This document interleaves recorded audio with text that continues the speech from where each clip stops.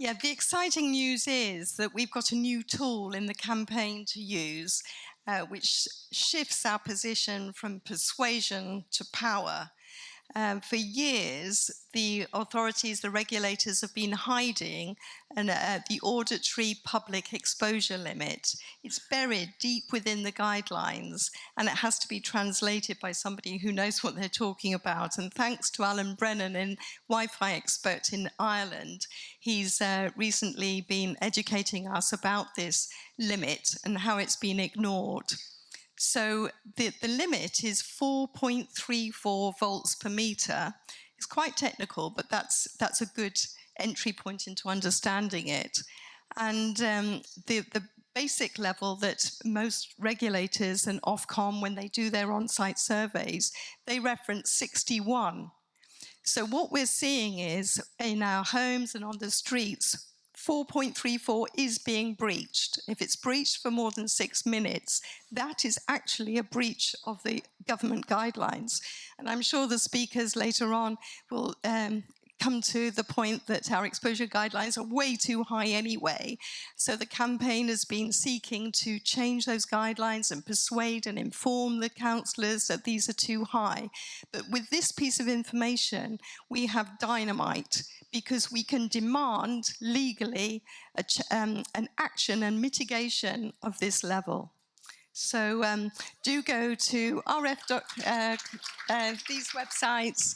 The template letter is ready to go. So a good way to be in your 70, to step up against wireless radiation, download this letter and send it first thing Monday morning. We have to realise that because of the pressure we are putting on the council through sustained built-up relationships, a lot of the councillors are realising what we are saying.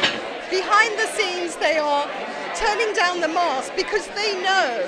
So there is a growing wave of acceptance that what we're talking about the dangers of 5G are real. So what I want to say about being in our sovereignty is that it takes sustained, careful campaign work over a period of time to see results. What about if I said to you, we don't have time? We know that this was a big, long agenda, and they're about to flip the switch. Should we make individual council members responsible in their own sovereign right? You know, our MP that's got a nice big house on the hill, do we make them responsible? We are doing that. We have done that. We've served notice of liabilities and we have seen people resign. So that's one way we can add pressure.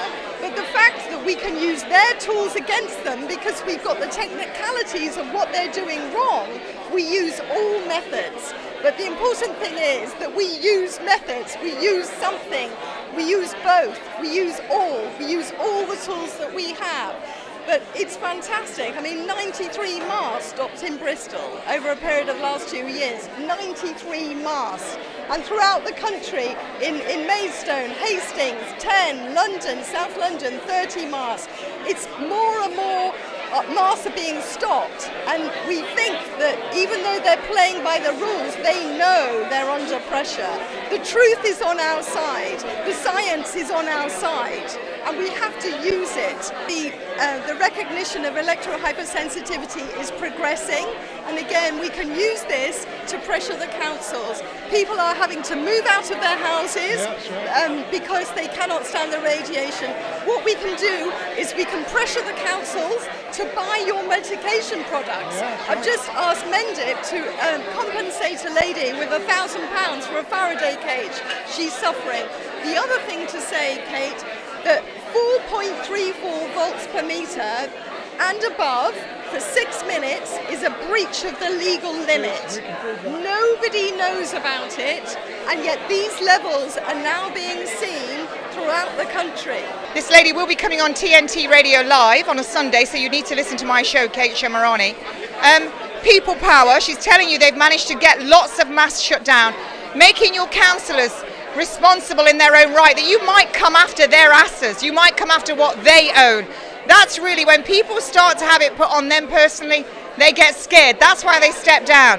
This is where when we stand together, we stand united. You get things done.